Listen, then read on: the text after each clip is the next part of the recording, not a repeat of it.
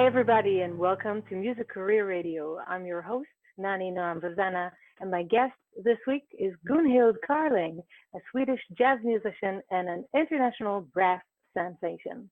She received the Louis Armstrong Award, toured all over the world. She leads her own big band, and she plays no less than 10 instruments. Of course, the trombone is my favorite, as I play it too. But more importantly, Gunhild does it all DIY, do it yourself. And this is why I wanted to interview her so much, because together we can explore ways for DIY musicians to launch their international career on their own. So if you're a DIY musician, this is the time to join.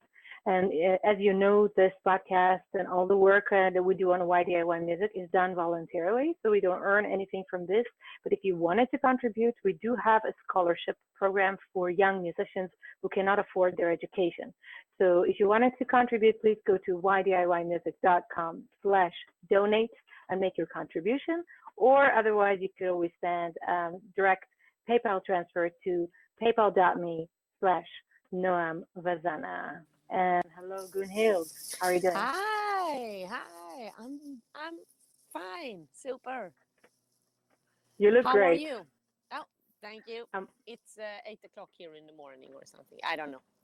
It's early which in is the morning. remarkable for 8 o'clock in the morning. I'm doing well, thanks. It's it's challenging time with Corona, but we get by. We keep the chin up and try our best. Yeah. It's a little. It's challenging, but I I like it also. I like it. Yeah. I have time to be home. Yeah. I have time to be with my family, and I have it's not only that I'm touring around all the time, nonstop. So for me, it was really good because I have been singing so much, so my voice was always like this. But now my voice is better. Nice. And you play with your family a lot. I saw in your Oh, videos. yeah. So I lived in Sweden and I play with my family. So now then I moved to Silicon Valley, to San Francisco, and here I play with my family, but my smaller family. I play with my kids, and then um, their friends have joined. So I have had a big class of people just playing jazz together with me every day. And this lockdown was Nice. fantastic because schools were closed. So all we have been doing, like people are coming home to me and we sit and play. And my gigs were canceled. Nice. So it was like fantastic time. It was an absolute fantastic time. I'm really happy that you're positive about it. Like for me, I love traveling very much, and my gigs are really my thing. So I had a world tour that was canceled, 88 concerts, and I feel a little bit like something has been taken away from me. So I feel a little bit resentful about that, but also I am thankful for the time that it was given to me to practice more, which, on the road, you don't have time to practice. So now I'm practicing 3 hours a day, which is great, and to write. And so doing some collaborations as well that otherwise were not possible. Like this podcast, I would never do it when I'm on the road. So now I have time to discuss things with my colleagues, which is nice. Oh, that's fantastic. Yeah, no one could Yeah. help this. It just came from no out of nowhere, and all gigs Yeah. are canceled. Yeah, I have been traveling the world like 20 times. So for me, it was like I needed a break. But how? When you have, I mean, so this came as a Yeah. very good break for me. Yeah, I understand. You are broadcasting a lot live. I know that you Yeah. started broadcasting also in 2015. So you're actually one of the pioneers in the live making, on YouTube and later on also on Facebook. I know you have a Patreon channel as well. And you're, in a way, one of the most ready musicians for the difficulties the pandemic brought on us. and the entire entertainment industry. How do you feel that these changes affected your music, or do you feel like that you were resilient and you were ready? How do you feel about that? The thing is, my husband is video and film. He's film engineer. So he's Hmm. video engineer and sound engineer. So when live streaming came in 2000, when it was possible to stream live, because I always wanted Yes. my own TV program.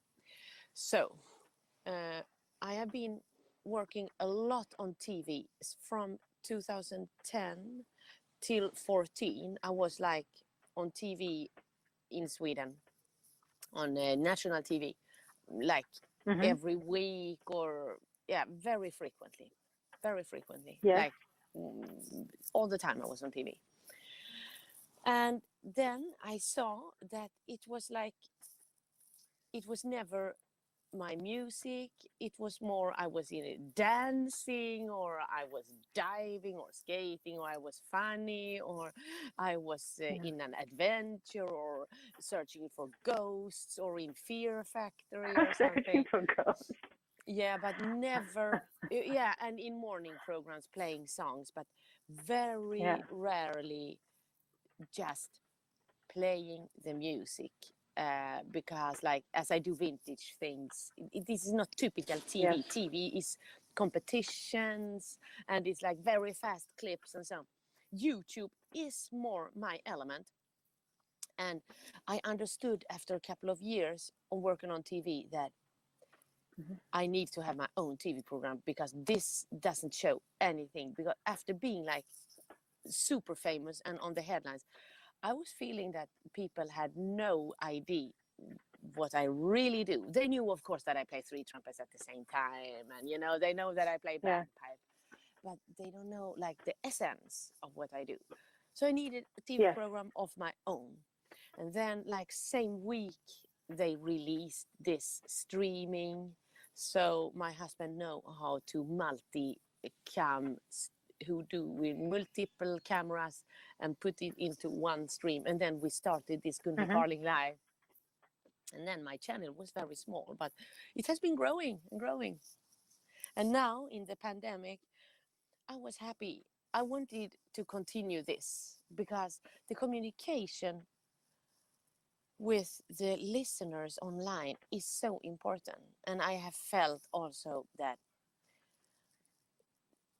through the pandemic, it was important because I want to keep people happy and make them feel that we are here, like the personal touch that the internet streaming has. Hmm. So you managed to keep the communication with your fans also in the long run, because I guess I have the same problem, because when I go on tour, I meet a very small group of people, even if it's sold out, so you still meet only 1,000 or 1,500 people, and then you lose contact with them until the next time you go to that country again. And the streaming has made it possible to keep the contact alive with the fans for a longer time, and it's special, I think.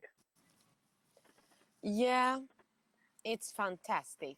The hard Yeah. thing with the only problematic thing with live streaming, um, with live streaming, as I do many times a week, almost every day, is that Yeah. I must have material. I must have new material all the time.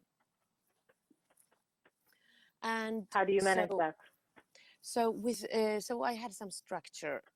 I didn't have time to do all the live streaming that I really wanted, because in the Monday morning I go up and I write new arrangements for the band. So I want to have 6 new arrangements written, and so when they come to the practice on Monday night, I have 2 new arrangements, and on Tuesday 2 new arrangements, Wednesday Hmm. 2 new arrangements. So we have 6 new arrangements.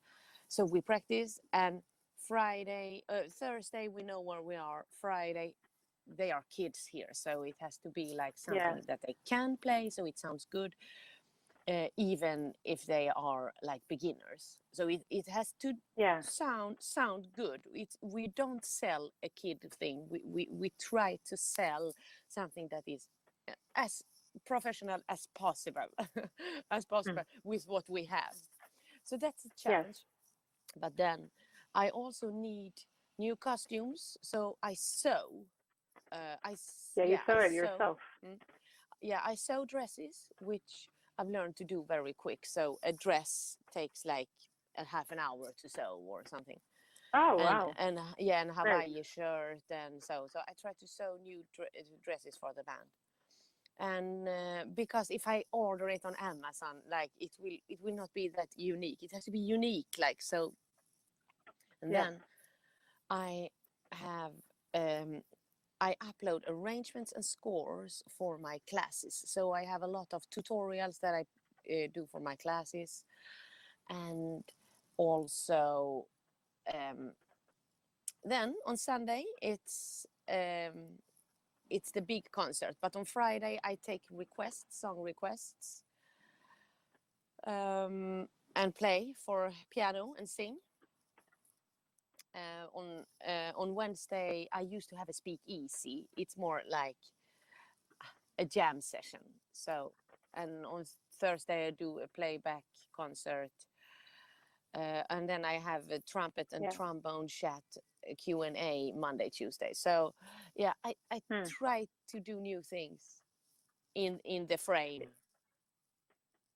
I think it's very important because a lot of people who have a subscription program don't know that they have to renew themselves all the time. I actually meant to ask you, how do you manage to come up with all the ideas and keep it a more broad spectrum? Because you know, most of the people that are probably listening to this podcast are singer songwriters, so they're not multi instrumentalists like you, or they don't write arrangements themselves. So I was wondering if you have any tips for them regarding their own content. How can they renew and make their content more innovative when they are selling subscription plans online? So I'm writing a lot of music, and now I'm very happy. As I am in the style of the Great American Songbook, so I can play one song that Mm-hmm. is my original, and I can play All of Me or Summertime, and then I can play an original. So it's there is they are similar in style because I play one style. It's middle on the road jazz. Yeah. So I only can speak for myself now. Yes. I compose, but it's impossible to have for me a, a faster tempo than one song a week. One song a week is possible for me. Yeah. And then I have to mix up with other things. But here is the thing: how much do I want to tell the listeners of the thinking behind? So, because if I serve a song for you and you hear it for the first time, it shall be like, wow. Like, you shall not show the work until it's finished. So if I show Yeah. for my listeners, oh, listen, what do you think about this chord, or shall I do like that? They've heard the melody before. So Yeah. I think you cannot, when I have a new song, I cannot stretch the time out more than the 3 minutes when I present the song. Because if I have Mm. made a week, oh, listen, when I build up this song and I go to a new key here, when they hear it for the first time, they already have heard it. So that's the thing with Yes. writing new songs. It has to be finished when you present it. As like the dress, it has to be perfect, like perfect when you take it on and everyone say, wow, else the effect is not. Would you define yourself as a perfectionist? No, not at all. No? I'm catching the sound. I'm catching the magic. The magic Mm. is everything it's about. So it's no, perfection is my enemy, because there is always, if perfection means that you must be in full control, and if you are in Yeah. full control, as my music is improvised, so they are enemies. Like, Yeah. there has to be.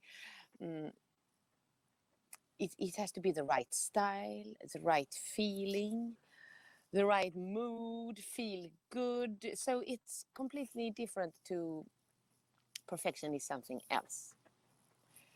Yeah. Perfection is a good thing to strive after, but it's not number one for me. Number one for me is the right feeling and the sound. When the sound is good, when I hear, like, even if one was a little out of pitch, but the sound was magic. There we are, the magic of art. Nice. I think it's true because perfection is a relative value. Like when you compare your work to something perfect, I mean, you could do that in a practice room, but when you are on stage, I feel the same. When I'm on stage, I just want to let go and I want to let the magic in because sometimes I don't control the magic myself. Sometimes the magic is brought to me by, by other people from the band or from the audience, and it's a beautiful experience to let yourself be the vessel and not only the rhetoric speech. You know that the audience hears. And Yeah, jazz is amazing for that because of the improvisation. yeah, it's like it's different on stage and like we have now. I'm always in the studio Yeah, right now, so it's different feelings. yeah, different feedback. Yeah, completely. One of the things I really like about you is your energy. Actually, Thank you. you somehow, yeah, you somehow keep it so positive and full of joy. So it's not only about keeping it cool. It's more about being in the experience and sharing this with other people and making your music accessible, of course. And I think um, musicians as a group are a group that tends to suffer from mental health issues because it can be a very lonely profession. You're sitting in a room and you're composing your work, and the only connection that you have to the outside world is through touring. And what happens when you're not touring? You're all by yourself. So I was wondering if you have any advice for musicians how to keep it positive for themselves and to yeah to have a good working regime.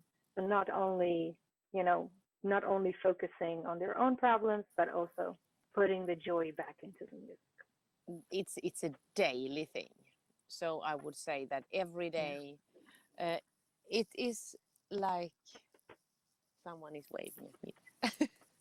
It's a daily thing. You must, but it is with every work. Um, I do what I like, and I'm liking what I do. It's like Mm. it's what it's all about, and that is what I try to tell my kids. And I don't know if they understand what I mean, but in everything, you have to like what you do. The liking what you do is the key to doing what you like. Yeah. Because I like to. Uh, I must tell you a story. I was touring with a band, and the band leader has had heavy problems because of earlier and also not still cured alcoholic problem, which has gone like Okay. to the different parts of the body. And his wife was taking care of him, and it was not so nice with someone who almost not can take Mm. care of himself. But she Yeah. said, and she said to me, I just tell myself I do this with joy, and I like that. I tell myself, like, why do I play music? Because I love it, and I do what I love, and I'm loving what I do. I think it's very important in life generally that you have a choice. Also with relationships, also with what you do. You get up in the morning Yeah, and you choose for things. no, but no, I would say something. This that it's very common that Europeans say, yeah, I'm so happy I have the choice to do. I have chosen my life. So it's like a key word that we say to each other all the time. But the thing is, I've been thinking about that, and I don't think I have a choice because I was born with a gift, and I have to share my gift. Because if I don't share, it's like I see my life as a fate. I just follow my fate. This Hmm. free choice is a stressing thing. I was born with a fate, I need to play music. I need to give music to people, to give the. I feel. I mean, this is how I feel. That Yeah. I have something I must share with people. I have a gift. So when I share it, to make people happy. And so no, I don't So have a you're choice. I have to do this. This is what I have to do. I strongly believe that music chooses you. I have the same feeling, but still, I choose every day to fulfill it. Like I tried to take a break once when I was 21. I stopped for 2 years. I didn't play for 2 years, and I went to study medicine instead. But I couldn't stop because the music pulled me back in, and I had to go back. But still, for these 2 years, I chose to do something else, and I wasn't happy. And when I started making music again, it gave me the joy. And I like that you said that your goal is to make people happy. So it's not so much an egocentric uh, view on life because it's not about making yourself happy. It's about giving feedback. Yeah, a very important thing of inspiration is to forget about yourself. And a very important thing when it comes to self-confidence is to forget about yourself. So if I'm thinking, oh, how do I look in this dress? And do I look fat or do I look old or do I look like this? It's totally forgotten if you think about something else than yourself. So if you don't think about you, okay, I have this dress that was like perfect. I could see it. Not perfect, but I mean, it was good enough. And then what shall I play today? Okay, let's begin with When You're Smiling. It's a good song. And then I take my original song here, and then so you know something. So and then it's like a voice inside that says, "No, this song will be a little too fast. This song will be too sad. Not the feeling of today." So Yeah. I just follow like a voice inside that tells me what to do. Do you know the author Elizabeth Gilbert? She wrote the book Eat, Pray, Love. Yeah. She had a really nice TED talk about something called the genius, and she explains that in ancient Greece there was this an inspirational genie that would inspire musicians, artists, scientists, scholars of all kinds. And if your work was not that good, so you were not the only one responsible for the problems in your work. So the genie, the genius, was also a part of the responsibility. And when things were amazing, so you were not the only one that was being praised. So the genie was being praised as well. And she says that this type of belief that you are chosen to give a certain type of work or give an inspiration by another voice, by something else that is given to you, is taking away the egocentric view of the artist and the feeling of responsibility that you have to abide by and either take all the credit or take all the blame for your work. No, but the thing is, I totally um, think like this. I totally follow Hmm. this philosophy that you Hmm. are inspired. I am very inspired by Greek mythology and Hmm. this whole thinking that you have this gods or like these phantoms, the geniuses. Like if Yes. you're, yeah, they inspire you, and yeah, you have to do what you have to do. So if you're a musician, you have to play music. You have to share your gift with others. You have to play the music because see what do we need in life? We need like music, and we need to laugh, and we need to dance, and we need food, and so. And a musician have Yeah. to play because people need music. So Hmm. today, and this is very important. We also, I mean, every animal has a natural enemy. And of course, the musician's enemy is the computer because everything today is creatable by a computer. And Yeah. he's replaceable by a robot. So in this, let's see, what can the computer do? The computer machine, he can make an even beat. Down, do, do, do. That almost human. It's impossible for a human, and everyone loves this like even beat. Like, whoa, they get excited on that. Yeah. Okay, so we can improve our rhythmical skills as much as possible. But what cannot the computer do? The computer cannot do the personal touch. So in modern music today, what people are streaming in billions, is like computer created music with a singer. And this singer is singing very passionate and very close and so you forget about that it's all computer generated music behind.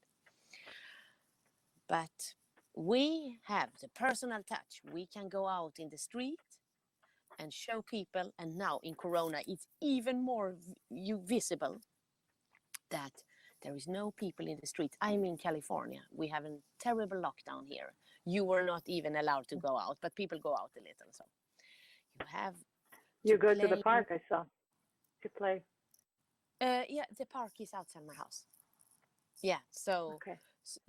So the thing is, like, we have every day we have to show that the musician is not a computer. We are for real. We exist. And also, in my case, every time I sing, for example, I'll be loving you always with a love that's true always. It's a complete revolution against what lyrics says today, because it's like, get out of my way, bitch, your mother, you know all the things. Yeah, it's true. So every time I stay up and sing these love songs, I feel like, you know what, you can stream billions a day with your curse words and how much you hate people and how much you want to punch them down. But I sing a love song and I'm allowed to do it. So this is my protest.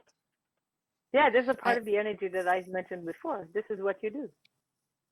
Yeah, so we musicians, we are warriors. And we have more power than we realize. No, we have to do this, because if we stop to play, there will be computers screaming out in every corner. So people will not notice that we have stopped to play, because there are those computers imitating us. But and they will scream out like this like shocking pamphlets, and like these curse words will be there, and it will be like people laugh about traditional love. It must be about like your self-confidence in love. And so it's about, so modern lyrics is about me. The great classical American songbook is about you. So there's a big difference. Every time you play, you have to play. You have to stand. I mean, I say you, I mean myself. I talk to myself like it's the same thing, like you said. It's about you. It's not about me. I like the fact that you think about your audience, because a lot of people say, I don't have to think about someone else. I'm going to make the music that I want to make, and that's it. I don't care about the world. And everybody will follow. They have to adapt to me. But I think it's the other way around. Like, as a composer, at least 50% of your work is done. Well, actually, your entire work is done to communicate with someone else. And at least they deserve 50% chance to communicate back. So when I write a song, I don't think only about myself. I also think about my audience. Yeah, not especially we together. If I play for you, I don't know exactly what your taste is, but I begin with a song. No, but the thing is, so now you sit in my audience and I play a concert for only one person. So I would say when I play, then I'm not thinking what can she like. I begin with a song that I like, and I think that this must caress her heart. Okay, so I would probably play with a mute, all of me, very like caressing every note, and then we go over to something like more fast, more tricky, something that is and a mix of everything, a diversity. Yeah. Because What I mean with the human is very diverse. There is not a human who is only one. Like a human has like hundreds of layers. Sorry for interrupting.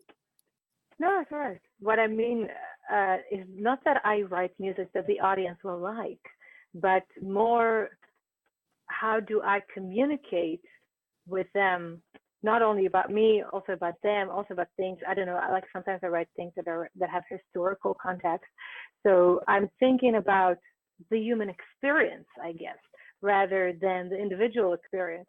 How can we react to this as a group and not only as an individual? And I think that's also part of general philosophy that I have about the way that people perceive other groups. So, like, we kind of got evolutionary that we need to sacrifice some of our freedom and resources to be able to survive, so we can survive better in a group. But we didn't really get the group versus group thing. So this is why we have racism and all that horrible things. So when I say I'm thinking about the audience, I'm also thinking about how would this song be perceived as a group and not only as an individual. So how do I touch the individual and how do I touch the group? That is super important question. Mm. And I would say that a group of 5 people, if I am on a party, or like there are 10 people and I'm playing for a party, and if there are 10,000 or 1,000, so it's a different group dynamic. Mm. Yes. But the group, I like that word. I never mentioned it like that. That was very interesting. I like that word. Thanks. I like it. You know, I like to talk to you. We should have interviews every day. Yeah, no problem. You're always invited. I like talking to you too. Yeah, but I think, like, for example, here, exactly where I live, no one they didn't know jazz existed because I live in a great immigrant area. Everyone come from India or Iran or Iraq, or China, or they have other gods than jazz. Mm-hmm. I mean, Beale Street Blues or Basin Street Blues doesn't say anything special for them. But what I have learned is that and here are also, because I live outside San Francisco, so it's like just a mix of people. But in general, jazz is very accepted in America. So everyone like do thumbs up for jazz. It's like American music and invention. It is. Even if they are immigrants here, so they can relate to jazz because they like America, and they can like American music, jazz, like, so that is very good. But the thing is, not in particular, they don't know any particular song or something. They recognize the sound now. So I have to serve for the people here because I play with my neighbors right now in the lockdown. So we play the songs and we just try to play nice, you know, how to play blue and syncopated. We have been working with that a lot. And because it's a special language and we try to speak it without too many, like to speak it nice. So this musical language, and we try to catch the sound. It's a balance between instruments. Yeah. So as I'm working with so everyone, of course, had to be welcome, because I cannot say you were welcome, but not you. Okay, so so the band grew, and there came a lot of people. So at one time we had 3 washboard and 4 banjo, 4 guitars, and 5 ukuleles and Cool. 2 basses. Because there is one more thing. I cannot say I'm successful with this, but I just say how I want it to be, like that Yeah. everyone shall feel that he's welcome. And he is like, I was in the music, that you get this like that you're hit by the heart of the music. So this is what I want. I cannot Yeah. answer for how they feel, but this is what I want. So we were so many, so I had to structure it up, because a band must have a balance. So you have the trad jazz band is like tuba, banjo, drums. Then you have trumpet, clarinet, trombone. So now there came 2 saxophone players. And as I'm thinking in styles, so I had to mix it up to do a new band, because from 1927 you have these dance orchestras that play jazz, but they have like, it can be Benny Moten or it can be Jean Goldkett, but they have arranged with arrangements and scores, and the saxophones they riff. So I had to change the whole band to a 1927 band, from a trad band typical to this like old early swing, and then so it changes all the time. But I have learned to write quick arrangements. That's what what I've learned with That's a that. good thing. Yeah. Yeah. So Fun. you are most welcome to play with me. I would love that. I wish I had a Oh. teacher like you. I knew when I was growing up, my teachers were telling me, we don't teach jazz. Jazz comes from the heart. You have to figure it out on your own. And I would remember asking my teacher, can you teach me to improvise? Can we play that song? No, no, no, no, you got to figure it out for yourself. So I ended up, well, just playing jazz later on in life. When I was a kid, I didn't do anything with it. So I wish I had a teacher that would expose me to all that stuff when I was a kid. No, but I would say I have found out that learn the theory, because you should. The jazz musician has the theory here. He has the whole. You have the songbook. You know the melodies by heart. You know the lyrics by heart. You know the chords. You know what notes are in the chords, and then jazz comes itself. But if you don't know the chords and if you don't know the melodies, it will be harder. So it's a by heart art. Taught to generations. I also wanted to ask you a bit about your DIY experience. So you do everything yourself. I release also all my music myself. I did have a contract with a label for the first record, but I quickly realized that they were not really interested in artist development. So they would arrange all the songs in the album in different styles. So every song would be really different than the other one, but then they can just plug it to different radio stations. And I felt like we were shooting in all directions. And that's when I decided to quit the label and I went on crowdfunding, and I found my audience that way. And I was wondering if you could recognize a moment in your career that you thought, now I have to say stop, and I must choose for an independent career. I have to make music on my own terms. Oh, it's interesting. No, I have. I was raised in a philosophy that don't catch anything, because fate will come to you, because your fate was written in the stars. So just sit and wait. Everything will happen. Wow. Which crazy enough, that is true, because everything that is like my career peaks just came to me. Like, you cannot choose to play for the King of Sweden, or you cannot choose to be in Dancing with the Stars. They pick you, or to be in America's Got Talent or so. They choose you. You cannot choose to do viral hits. It comes to you. So that's the thing. Everything that was peaks in my career was just gifts. And I was always just obsessed by an idea that I wanted a band, and this band shall have a sound, and this sound shall have the magic of the great era, the great eras. So when you listen to old records, they are always, they sound very special. They are always not in tune, not in pitch, because they recorded with someone standing like this, Yeah. and then it was like you can see, so the tonality is different. Many things that sounds like fantastic and weird and so, but I'm catching the sound.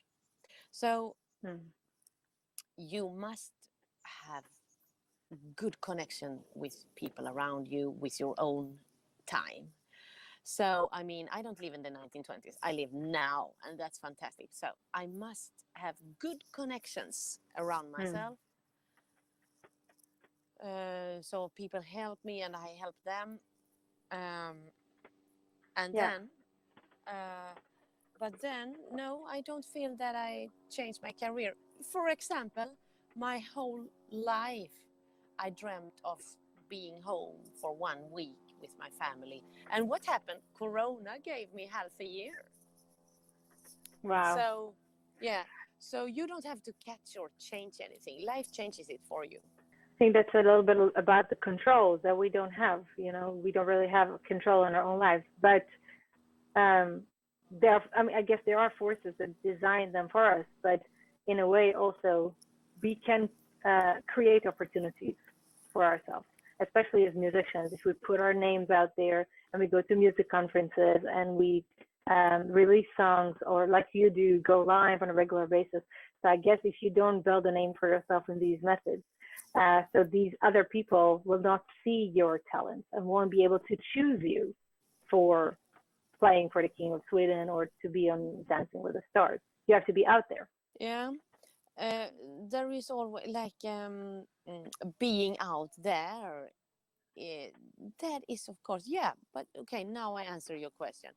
I had to take a decision when I was hot on TV, because then you can be on every TV program. So I had to minimize that to only music, because if you are like in Ghost Hunter and you are in like you are in every, or Survivors in a wood and so, I mean, if you deliver TV stuff, like you are crazy, you fall in water and you do a lot of camera friendly things, TV will call you, because you do like things that is shocking and good, and and I have been delivering a lot of things, like I'm being crazy and spontaneous and do crazy things, and so I was always called like a colorful person that is little crazy. So take me next time. I would like to try that out.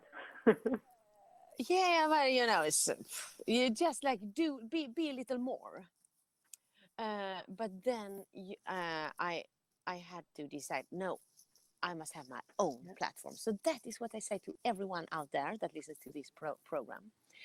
Better than being on TV. Build your own TV program, because that is what you have for the rest of your life, what you build on your own. Today, everyone can be a star in his own TV program.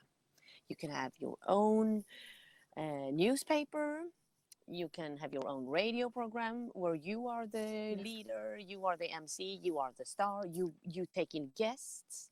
Nothing is impossible, but if artists always think that, oh, I shall be on TV, then when the 3 minutes or the hour or the 10 seconds or what it is over, it's gone. You worked for somebody else, which is really good, but you must at the same time build up your own channel. That is important. So that is the decision. I think it's very important. Yeah, I am 45 years old, and with age comes the sad knowledge that nothing lasts forever. Because, for example, my father, he died, my grandmother passed away, and that is the worst thing with aging, that you see that paradise, like the paradise that you build up, is changeable. People disappear, things changes, everything is changing all the time. We don't know how long. I don't want to sound like a jerk now, I'm sorry, but in the 1930s, you could have, everyone could start a radio channel. So Count Basie, he was playing on a hotel and they broadcasted radio every night from Savoy Ballroom. Duke Ellington's band, they were sending from another. Every hotel had an own radio station. So if you wanted to listen, if you wanted to listen to jazz, you could just tune in New York and listen to this. And we have a wonderful era right now. Anyone can have a TV program and play music and so. And it's like, it's a chance. It's a fantastic chance of our time. Going to a little bit heavier subject, one of the biggest issues, I would say, of the music industry is gender balance. And 2 months ago, I was interviewing Vanessa Reed. I'm not sure if you know her. She's the CEO of New Music in the US. And she was also one of the founders of the Key Change Initiative. So it's a pledge that helps festivals, mainly in Europe, but also worldwide, to achieve a 50-50% gender balance in their programming. And I could only give an example from my own life because like I experience that all the time. But let's say I go to a venue to play a gig and my husband is coming with me, so he helps me carry some of the stuff. So they would automatically come to him and start asking him questions about the gig, about the stage plot, etc. And then he would say, wait, I'm not the musician, my wife is the musician. So they would come to me and they would say, are you the vocalist? When is the trombone player and the piano player are coming? So we can ask them questions about the stage plot. And I reply, well, you know, I am playing all the instruments myself. I sing, I play piano, I play trombone. It's a one-woman show. Well, so but you can ask unique. me all the questions. You are unique. No problem. That's the only question. There is no one like you. Thanks. Oh my God. But they really don't get it. They're really surprised that they're like, oh, so you play these instruments. Do you have any examples to share with me, like stories, or they don't have to be nice stories or bad stories, whatever you feel like sharing. Do you ever experience discrimination in the music field, and how do you neutralize these kinds of situations when because you have a beautiful energy, so I think that would be great for our listeners to hear what they can do with it and not only be depressed about what happened. No, I would say that I grew up in jazz, and I was so jazz was not hot, and I was when I was small, I was the only girl, the only woman among 10,000 men, and they loved me, all of them. It was I felt. So I had a lot of wonderful experience about that. And of course, I think I've heard a lot in olden days. They say that women are jealous of each other. They don't want to have. So if one woman is there, she don't want another woman by her side. Really? So they are like I have heard like other people, old time people, say that women are jealous. Yeah, women are jealous. But the thing is that as I am a woman, I can be I can only have myself. I can only change myself. Okay, so I have heard all those like sayings more as jokes, because there are a lot of theories about women in olden days, like they are like this and they are like this and they are like this. Okay. So as those prejudges are running, so I can change myself and I can show, no, I'm a woman, I'm not like this. So it's very important with friendship, letting other women in, because I have a complete kingdom of my own when I come, and I have been the only woman among thousands of men. So I had a fantastic time. And then it's very important to, without any competition feeling or anything else, invite women, which you are very good at. Like invite other women, let them shine over you, to because I can do something that is not what the prejudges say about me. Then I can change the world. Yeah. Because but if there comes a woman, and I don't let her in, and I say no, she was bad, and she had a strange dress or something like that. So I will just live up to a prejudge about how women are, which I don't believe, but I know the prejudges. Yeah, I get a lot of that. But the thing is, I have so many good things happening in life because I am a woman. So I would never change, never in my life. But I would say that it's fantastic. It's fantastic to be a woman. That's fantastic. But I cannot do all this by myself. I mean, my husband, my brothers, my father, my sister, my mother, my friends. I have, like, with every step I do forward, I have maybe 50 people by my side or behind me helping me. So one step forward this is a pyramid. When you take a step forward, here am I. There are 50 people in the pyramid under. So, I mean, everything is that we do this together. It's super important to realize that. Yeah, we do it together. Most people don't see it. I hear from a lot of musicians saying, like, I made it on my own. But no, the people who helped you get there are a huge part of your career, actually. And it's wonderful that you have your family support you. Yeah, but I see, like, my live streams, what I'm out after is the magic of music. So I would say that I have the knowledge of how to write the arrangement and to lead a band. I'm a band leader, let's say. So she can play trombone and he can play clarinet and he can play banjo, so we make the band. So behind this, there are at least 5 families that put everything aside. The drummer, Ishvar, his sister is baking, and my husband, he's filming and making sound. Everyone comes and build the studio every Sunday. Yeah, we didn't have school, was locked for half a year, so they didn't go to school. So the students here have been helping me with all this, and so it's like amazing. I mean, it's Gunhild Carling live, but it's 20 people behind.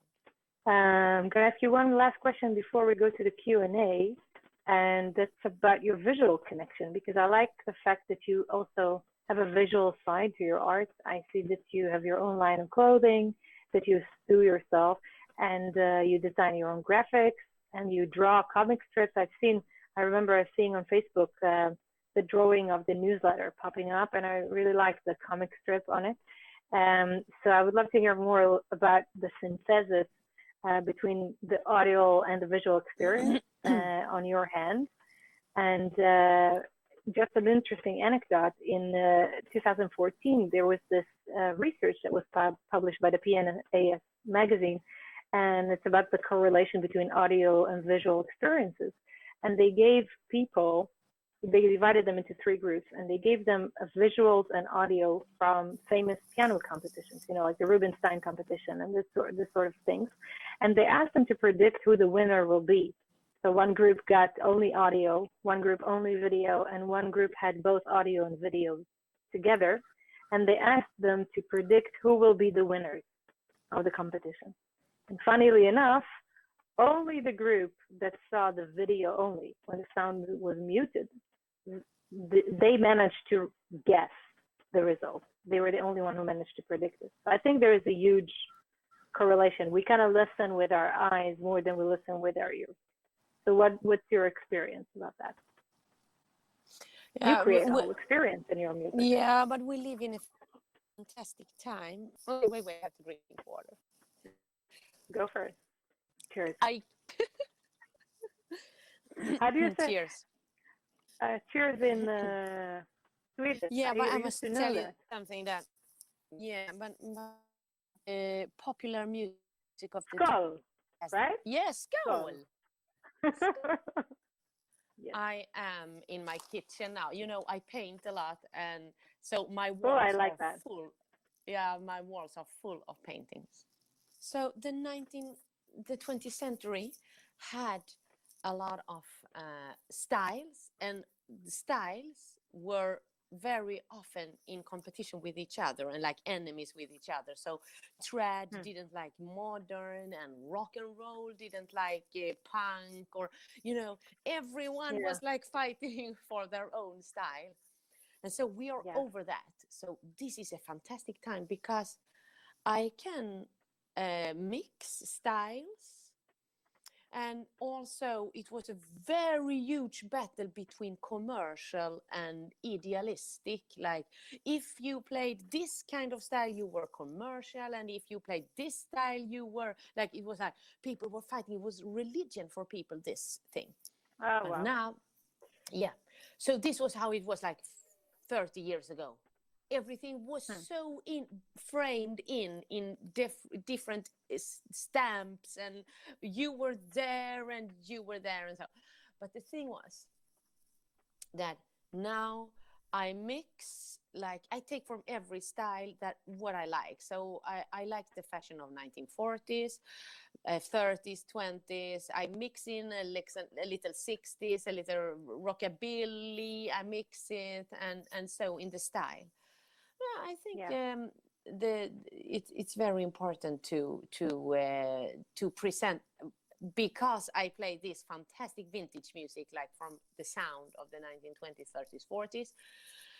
I have also a chance to present the fantastic aesthetics of this time with the fashion and with everything. So it's an aesthetical peak of in the world history, I would say. So yeah, you give the whole package. I like that. I try to it's a whole thing. Me personal, I never wear jeans or sneakers or t-shirt, never. When I moved to America, I saw that everyone had sneakers, so I bought a couple of sneakers. But that's the only thing in life I regret. I always But you walk never around wore sneakers? No, high heels, always good shoes High heels. with leather on sole. the street. And yeah, you walk down the street on high heels. Always. Wow, always. fantastic! I can't do it. I fall down. I only wear them on stage. It's not these heels, it's these heels, but Yeah. I have like Okay. nice shoes. Like the cowboy for me, style. for me, I like dance shoes because they are meant for dancing. But so they are like they have high heels, and they but you can walk around in them. So. Yeah, so they're soft on the inside. Yeah. And we have a few questions from our listeners. So David Hertz is saying, I have a question I hope you will ask Gunhild. Given all the travel expenses involved, how difficult or easy is it to actually make any money touring if you aren't playing a large sold-out venue? I think to be break even, it has to be, I'm not an economic, but my husband know about economics and such things. But Okay. Given if you want to present a good show with good sound, good light, good musicians, so I think the break even is around having 300 people a show. So I mean there are small theaters that you can. I mean that you can. So everyone is having a good life. So I think like.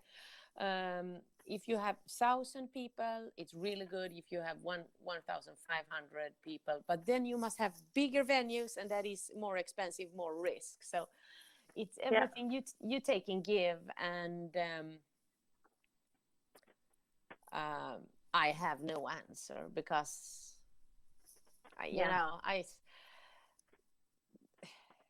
money was not I an understand. issue for me, because I play and play and play, and sometimes it didn't go good and go well, and sometimes it goes well. So, Yeah.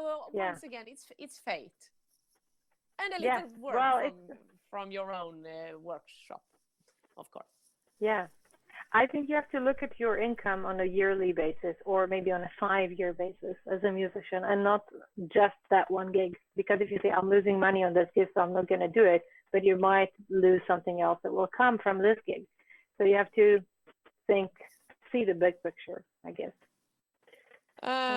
In good quality will always win. Yeah. So, Yeah, for sure. example, I did this Gunhild Carling live stream, the first, and I didn't have a TPR or anything. So I just presented, it was like, let's say 100 or 150 programs with paid musicians. So I just did it as a promotion for myself. Yeah, exactly. And so here's the thing. When after 3 years, which passed by very quick, what is lasting from all this time? The only thing that I remember and that is lasting is that I did some good recordings. And it's worth everything to do something good. And I have fantastic followers who have helped me through the pandemic, because I think here in America, if you are not employed, but I'm here on a visa, so I'm different. So they have like a support here, but I don't have this support as other musicians have had. I think they had like $600 a week as support from the government. Yeah. But I didn't have that, but my supporters, they have really helped me out. So Amazing. Yeah, they have donated. It would have been fantastic. So my life is like my music and the listeners, and we share this music together. So here is a painting of my son there. Nice. I see his head because I have the camera down. I see his head all the time. Yes, you do.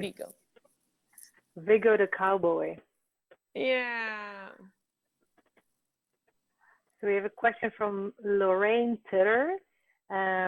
You are a Renaissance woman with all of the things you do so well besides music. Are you glad that you moved to California, and what did California offer you that made you move?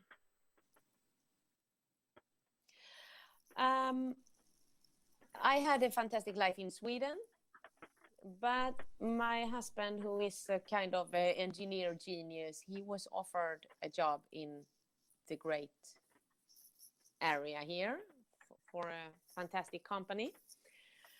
So we work here together, and what America has given me is like the whole philosophy of jazz, and the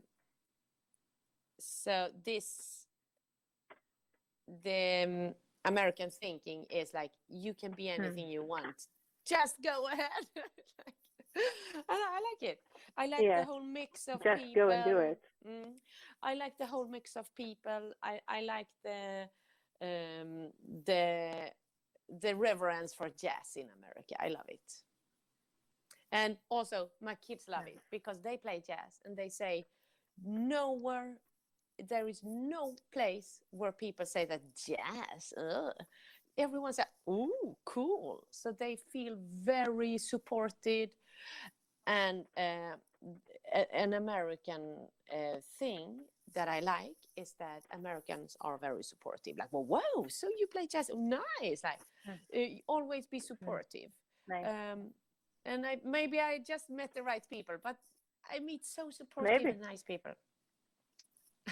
Yeah, I had a good experience in the U.S. as well. Oh, well, I'm not in America, but I did have a good experience when I was touring there. I was actually surprised because my first tour there, I booked it myself. I called the venues and I sent some email, and it was 70% of the gigs were sold out. And I was really surprised that you come in with something completely new, your own songs, my own songs, and communicating them finally to an English-speaking audience. When I'm playing in Europe, most of the audiences that I played, their English isn't native, so they don't speak English that well. And then I went to America, and everybody was getting my jokes and the lyrics, and they would find a nuance. I had a good experience when I was playing there. Since then, I went to another 3 times. Yeah. So I hope to return next year. Yeah, I killed everything. I only lived here and toured here for 1 year. The second year was lockdown, which was interesting. Yeah. Interesting also. Extreme. And mainly I like it because mainly I like it. I'll come visit. Yeah, you're welcome. Yeah. Absolutely welcome. Thanks. So now I have a question. Can I invite you to? Yeah, can I invite you to be in my show, like just over your mobile phone? Yeah, good. So you are invited Sunday. Thank you. Tell me when, and I will be there. Yeah. So we make up a plan. Yes, nice. One more question from Lino Oren from Amsterdam. She says, "Hi Gunhild. From an outside perspective, it seems as if the brand, which is Gunhild Carling, sells itself. You are sensational, by the way," she says. "Do you have a major struggle making it as an artist? If yes, what is the biggest one, and what are you doing or did you do to tackle it? Thanks, and thank you for your music." Well, it's always ups and downs, and thanks for asking. It's always ups and downs. So with fame, so this is what, you are famous and whoa on TV, and then you're famous, and the fame, and then it goes down and you are forgotten, and then it goes up again. So for example, if you have a viral hit on social media, like 5 million views, and then you're on the top, and then it collapses, and then 1 year later you are up again, and then on the top, and everything and then collapse. So it goes up and down and up and down. It's like a sinus. Yeah, it's like a carousel. And I think you don't really know when it's going to come. You can control your music, you can control your quality, but not necessarily fame. Oh, there are certain rules with it. So I know now the hard way that when you have done 1 million hit, so the next thing you do will be a collapse, whatever you do. So because doesn't that matter. is how people are, how our algorithms are on on for example YouTube, Facebook. So I do 1 million hits, and next week it collapses, and then slowly, and then suddenly a hit again, and so it's I don't even think of it. I just work, do. I just just play and communicate, and the hits comes and goes. That's the energy. I like that. One last question for the Q&A from Asaf Lukowitz. He says, "Question for the wonderful Gunhild Carling. You dazzle everyone with being such a great multi-instrumentalist, and I would love to know which instrument was your first love, and which existing instrument that you don't currently play would you like to make your next love?" So the music is the whole thing, and the instrument is like secondary. So my first instrument was drums, which is actually like a complete... That's awesome.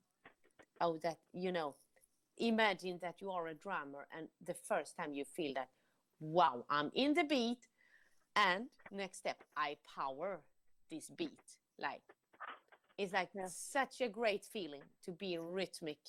And then I played recorder, and recorder has a completely different feel. It's like you're flying like a bird all over the landscape, all over the world. So when you first figure out, wow, this tone lifts, I'm in the clouds. So that is the 70. And then my next instrument was a trombone. And harmonically, the trombone is like you power the counterpoint, like you put the right notes into the music, and the whole harmonization is like singing, because the trombone has overtones. So when I play, we have a diminished chord, and I put I come in a line of counterpoint line, and then I touch the right diminished note, and then I go around, and the whole, you hear that the sound, like, wow, transports you to a new world. And then you can power the rhythm with the trombone, because you can syncopate the whole, so ba da da ba ba ba. You can riff, you just push the rhythms forward. So it's an enormous power in a trombone, and very many band leaders are trombone players, like Tommy Dorsey, Glenn Miller, Chris Barber, Papa Boo, Pee Wee Hunt. So it's Jack Teagarden. A lot of trombone players are band leaders. You know, I'm sure I forget a lot of now. And then you don't need to mention everyone. Yeah, and then I began with trumpet, and the reason was my father was a trumpet player, but he had an illness when I was 10 years, and we had some concerts. So I took the trumpet, and with the trumpet, you lead the troops. Okay, so you rap, ba-do-dap, ba-do-da-da, do-do-da, you make it shine.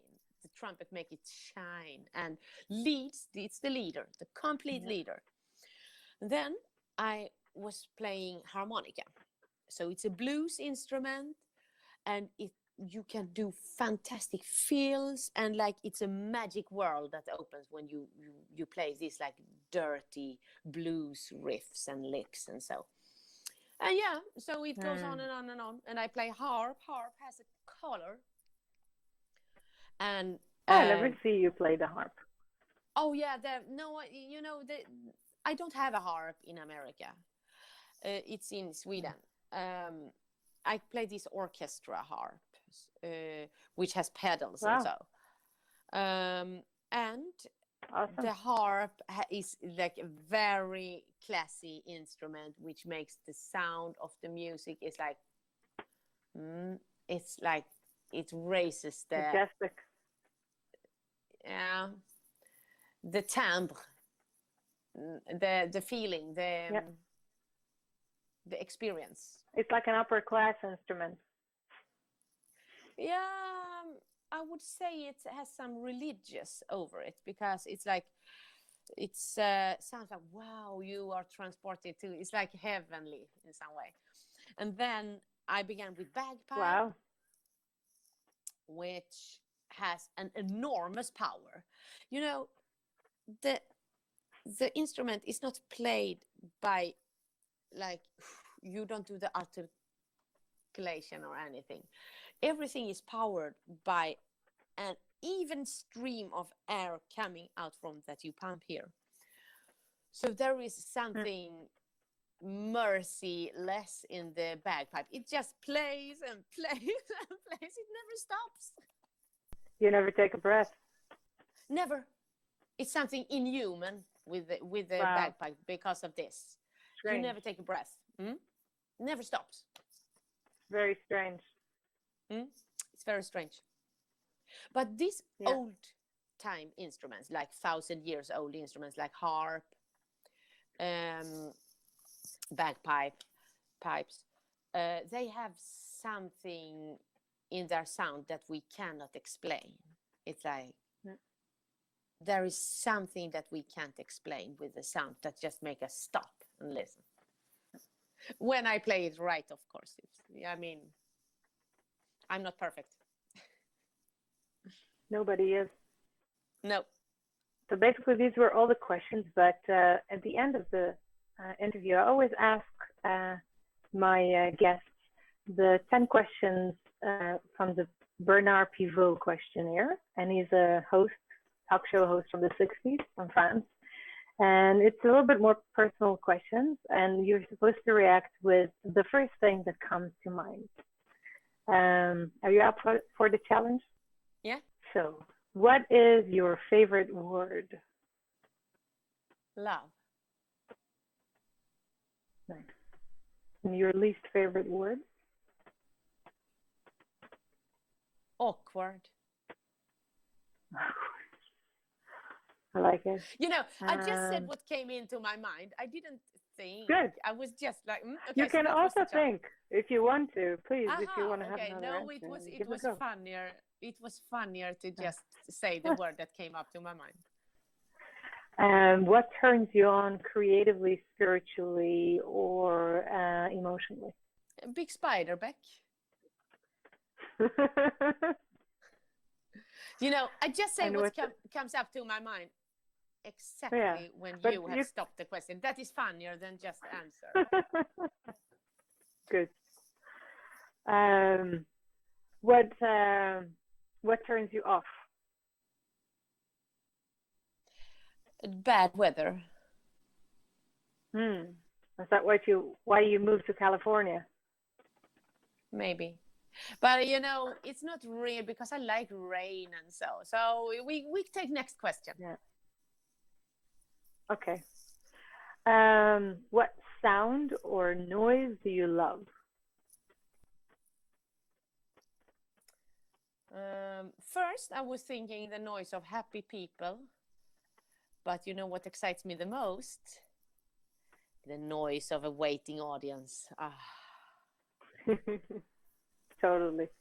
I can identify with that. You can sometimes see them from the monitors, backstage. Yeah. It's the one thing I'm missing from the live stream, is communication with the audience. What sound or noise do you hate? Oh, yeah, sorry, totally. When people destroy music because they want to be funny. That makes me angry. You know, they make fun of a melody and play it like out of pitch or something. I don't like it. Yeah. I hate that too. It feels like disrespectful for me.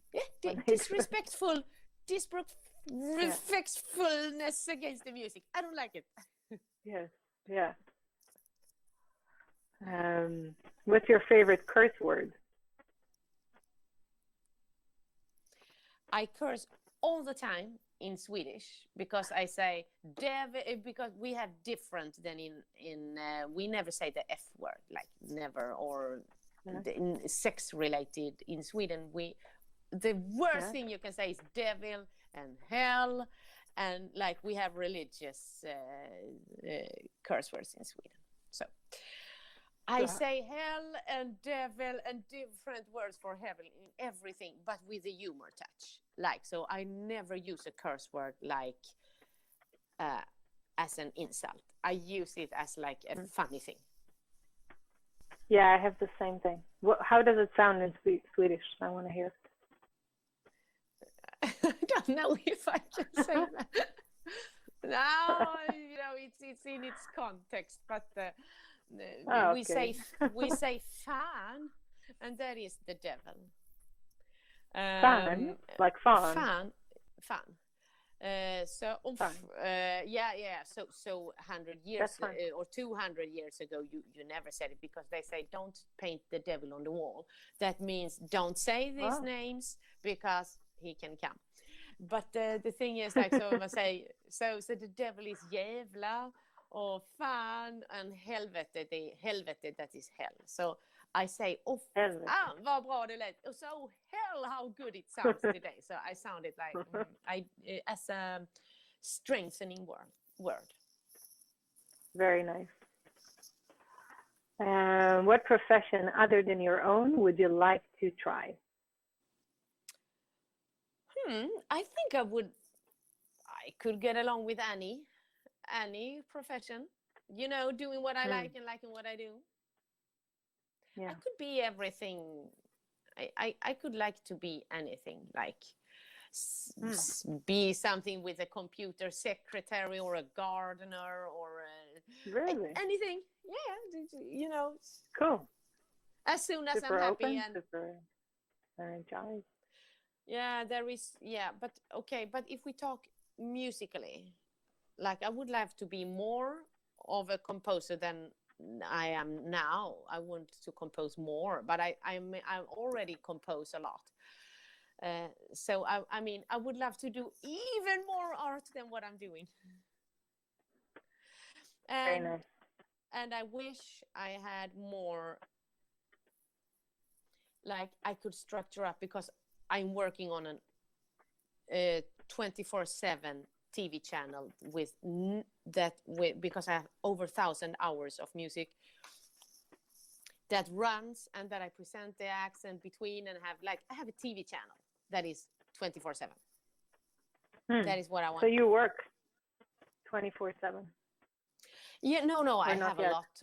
Yeah, no, I have a lot recorded. So I just have to make it in a playlist and record presentations in between.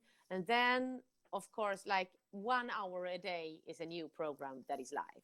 Let's say that 1 hour a day is live. Yes. Yeah, you have a lot of good recordings I've seen on your social media. Now I'm trying to, there are too many live streams up. So I'm taking them away after 1 week. So I only have 7 live streams a week that you can see, that one speakeasy, one jazz in the garden, one Q&A trumpet, and one Q&A trombone, recorder, speakeasy, sing along. Okay, that's enough. But if there are like 500 sing along, when it's too much, it will be too much information. So I take them. So now I have subscribers. You can subscribe to be able to see all the programs and have like. What profession other than your own you would not like to do? You know, in olden days, before Corona, I was traveling to The olden days, half a year ago. Yeah, a half a year ago.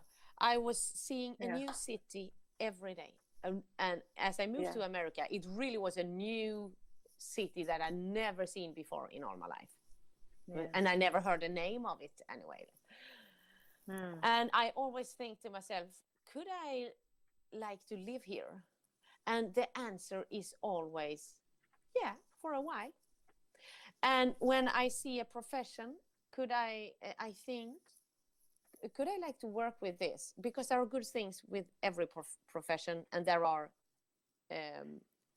good things and bad things. So, I only have one profession, and that is music and art, like this thing that I'm doing. But, I mean, I'm not an enemy of any work, I think. Nice. If you don't have something very evil in mind, but I mean, that is. Yeah. I would say as soon as it's not a profession that includes killing, something living like. I mean, I don't want to be a butcher. Yes, there you go. Yeah, not to be respectful for that profession is not what I meant, but I cannot be it. No, I can't do it either. Not for me. The last question, and it's actually my favorite one. If heaven exists, what would you like to hear God say when you pass the gate?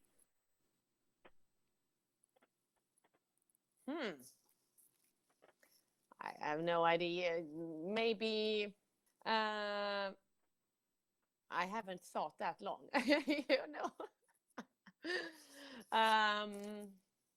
Let me think. Every day is a kind of collecting badges for the last day. And like, I don't know, but I hope that he won't mention any bad things. At least, I don't know. Yeah. But when you think he will probably hand you your TV channel. I don't know, but the thing is, I'm I'm normal. I'm very, very normal and simple. If you compare to those who really changed the world. So if you see on my wall behind me, we have Duke Ellington, Fats Waller. I have Louis Armstrong. I don't see him right now, but I have a whole wall painted. Those people who really have changed the world and made like a whole generation feel there is hope. Their life has not been a sensation. Like Bix, he died when he was 28. And most of those fantastic jazz musicians, they started their life working on bordellos. So, I mean, so we must see that those people who have made a better life for other people, they could many times have a miserable life themselves, and which makes when you have a miserable life, you can think, maybe it's for something good, because I don't know, or at least you can when you have something miserable happening, you can for the first time like yourself, compare yourself with the heroes of the world because they were often miserable. Yeah, I think we have to be very thankful that today we have so much. Actually, 50 years ago, people didn't have that much like we have today. And I don't mean only financially, I mean health-wise, relationships-wise, connectivity-wise. The fact that we can go online and just do a video call with for instance, I called to my uncle who lives in Chicago just a few days ago on a video call. And when I was a kid, we only dreamt about video calls. It was just a dream. And now we have everything and it's taken for granted. So yeah, we have to be thankful for the things we have. So every generation or every human has his own problem, his own fantastic thing and own problem. So so we never have a problem-free world. So it's just to deal with it. Yeah. Count our blessings. I think I'm very glad that I get to have this talk with you. Are you original from another country than UK? Yeah, I'm from Israel originally. Are you from But I'm Israel? living in Amsterdam. Yeah. Aha, I thought you lived in UK. I'm closer than you think. I've been in Amsterdam, in the Netherlands. Yeah, I have toured Israel many times. Yeah, they have a big interest for jazz. Yeah, before Corona, I did one tour a year. Yeah, I have a friend there. His name is Leonid Ptashka. He's a piano player. I know Ptashka. Yeah, he's a good piano player. He's dynamite. Yeah, he's a great person, and he has been working on TV, and he has so many stages and connections. So he invited me and my family, and we've been touring around to. I have seen all those world famous cities like Bethlehem, Jerusalem, Haifa, Beersheba. I've seen all cities. Wow. I mean, they are modern cities today. They are modern. They look like San Francisco today. But I've seen the places. I was very glad. Well, next time you go, let's go together. Yeah. That would be fun. And Dead Sea. So there were so many things to see and to experience. Yeah, you float. Yeah. On the Dead Sea. But the Dead Sea is disappearing, right? So it's less and less and less water. Yeah. Because of the excavation, they take all the minerals away. Aha. So what city were you born? I was born in Haifa, and I grew up in Beersheba. In Haifa? Oh my God! So I've been where you were born. Yeah. So Leonid Ptashka, he lives in Ashdod. Yes, it's next to Tel Aviv. Yeah, Tel Aviv. Yeah. So I've been playing at Tel Aviv Opera House. Can you believe that's fun. Yeah. It's a great venue. And Yeah, my God. And he's such a good organizer. He sold it out. So I mean, Great. I've been playing. So because of Leonid Tashka, I've been playing on Tel Aviv Opera House, playing a jazz concert for a sold out opera house in Great. Tel Aviv. I mean, I didn't ask for this. It was a gift that came to me. So I'm very thankful. Fantastic. I'm so happy that you had a good experience. Yeah, good experience. Yeah. And I speak a little Russian because I'm interested in languages. And Nice. yeah, so as Israel had a big immigration from Russia 20 or 30 years ago, In the 90s. so yeah, Yeah. I can speak Russian in the microphone, so I can make myself understood. Cool. Yeah, it's fantastic. All right, yeah, Thank he's you so much fantastic, for and being on my podcast. yeah, Huh? You were thank you saying? for inviting me. It was fantastic, and It's really, I see really you nice. again. I see you again. Yeah, absolutely. We keep in touch. If you listened here, thank you so much. Yeah. All right. So, so thank you so much for joining us today. As you know, YDIY Music offers scholarships for independent musicians. So if you are an independent musician and you struggle to pay your tuition for your music school, please register at ydiymusic.com/scholarship and submit the application form.